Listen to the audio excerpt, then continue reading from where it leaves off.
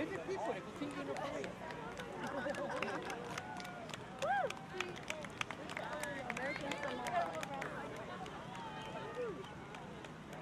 now, folks, if you're just joining us here along the beach, we are beginning with our country parade as those paddlers from across the world join us here on the beach in the beautiful Hilo Bay, Hawaii. We have our paddlers from Australia,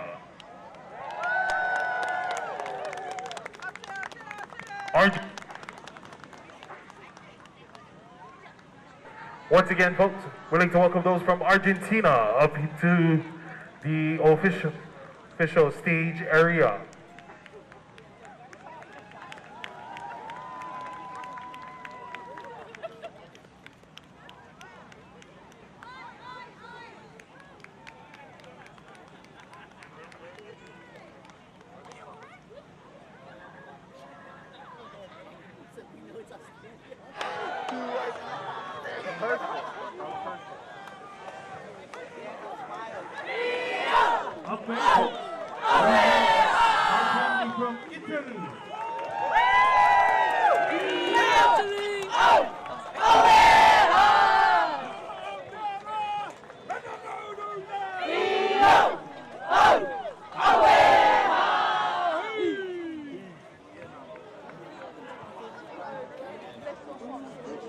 We welcome our family from New Caledonia and over there.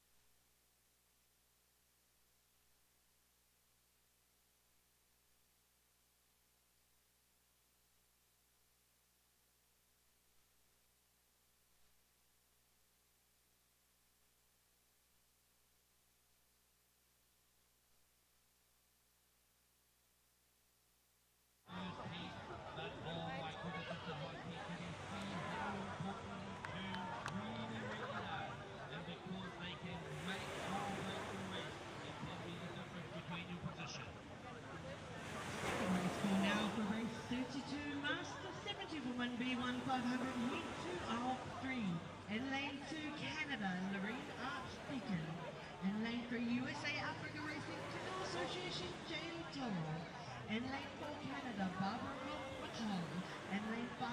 New Zealand Kuraheke. And then for USA Africa Racing Canoe Association, Jane Marshall. This was your second race for the race 32 Master 70 woman B1 500 heat 2 of 3. And Tahiti and two still have the lead at the moment, but there's two more turns to go. Hawaii are just on their tails as well. There can be no errors made in that. Who is there in third place? Perhaps out there will be France. Chile around there, down here, and they have one Singapore. It's looking good on the far side as well as that Fortuna. Only a half. All Hawaii are chasing hard. Let's see who gets the better of this turn. Then go Tahiti. That Ama is close to it as Horouta. They got the better turn. Look at that. We'll see what that comes out. Which far is distance again. Now fabulous turn out there from Tahiti. And a fabulous turn from Hawaii. All further at these crews coming out. Third race score now for race 31, Master 70 woman.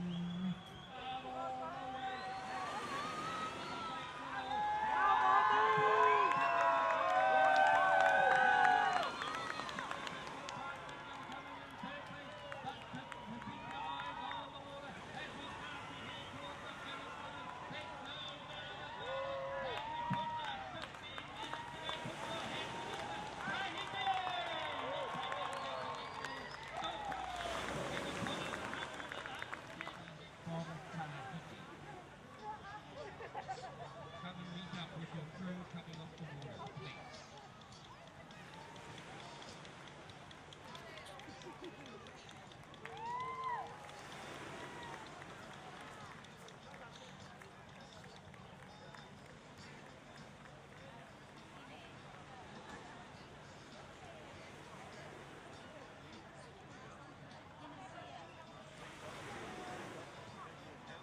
Country coordinator from Tahiti, can you link with your crew down at the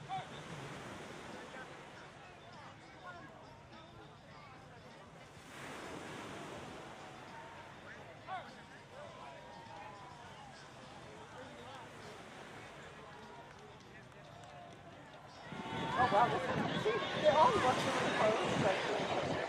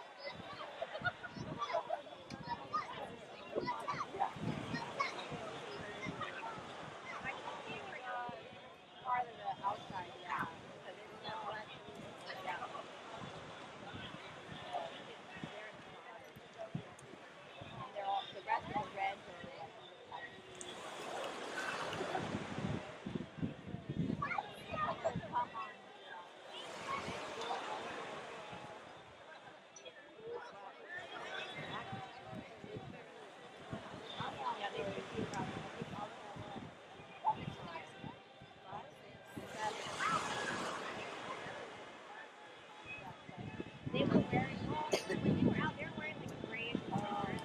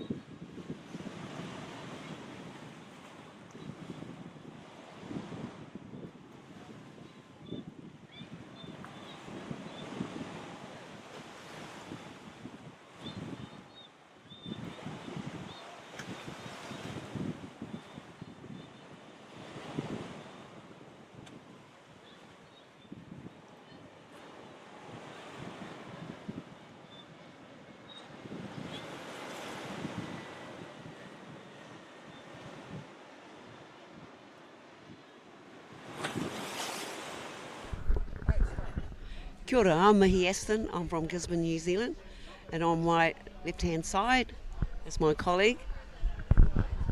Kia ora, I'm Ivan Haimash. I live in Whakatane, but I'm paddling for Horouta from Gisborne.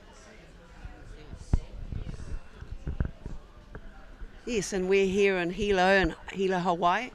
So we've spent a number of months training now for this event. We've had to qualify at our national event to get here. I'm coach of 3 Wakaama ladies teams, and we're competing in the Master 60s division.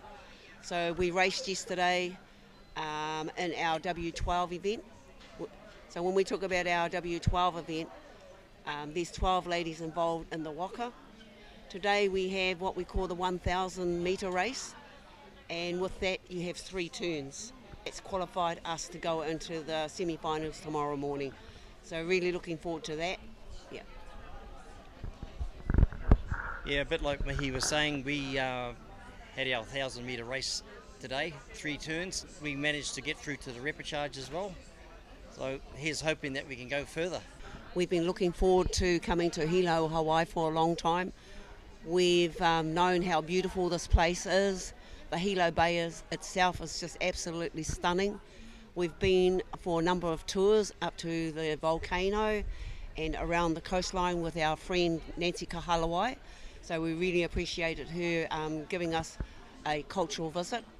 In terms of the International Va'a Federation, or kudos to them in terms of organising this event. It's huge. There's a number of countries worldwide that compete and travel. A lot of time, energy and money comes into organising events such as this. The majority are all volunteers, and while they have a set number of volunteers locally, there's still a number from other countries that step up and to support the local community. I think at last count there was 38 or 39 countries that do va'a.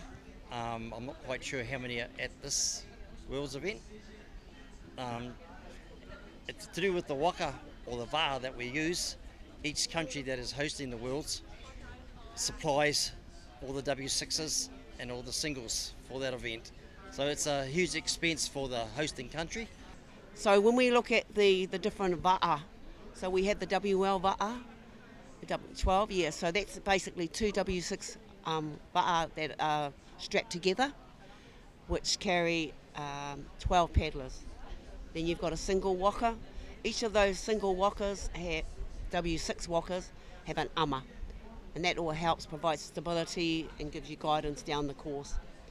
Now, when we're looking at va'a and comparing it to rowing, for example, the main differences there, if we're looking at the va'a, you've got the steerer that sits at the back, that paddles forward, and you've got 6 different paddlers, all have a different role to play. So you have your number 1 paddler, generally they set the rate in the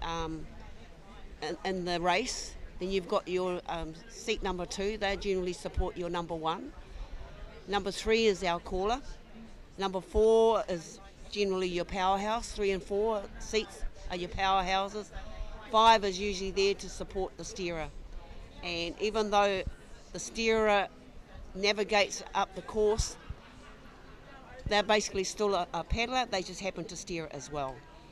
So when we are comparing to rowing is a completely different vessel that they paddle in, or a different craft.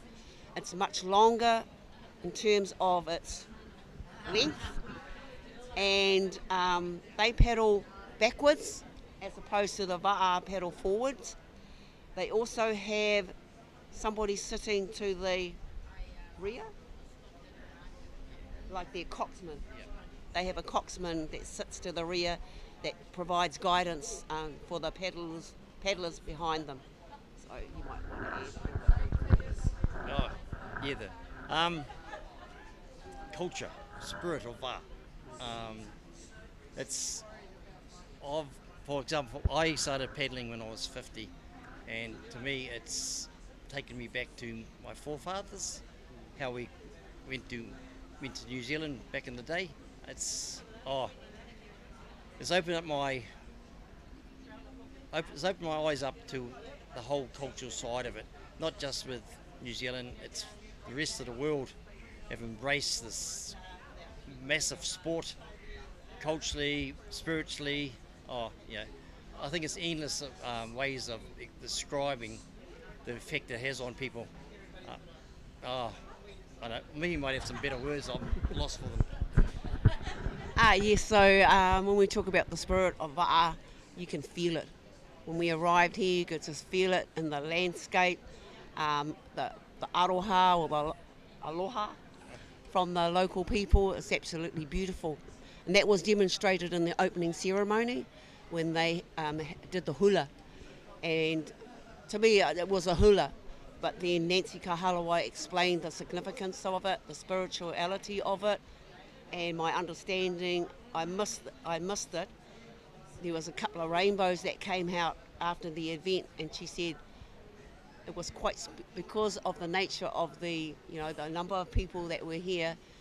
It was provided a spiritual significance to the whole event. So I found that really quite special. Like Ivan, I was a late starter in paddling. Yeah, so my husband, he was paddling for a number of years prior to me joining the sport, and I had sat at the national event in New Zealand for 4 years in a row before I got coerced into paddling, and I haven't looked back since. So I've moved from just being a novice paddler. I've ended up now coaching 3 of our senior master women's 60s crews, so it's been a real privilege in that space, and it hasn't been easy like Ivan.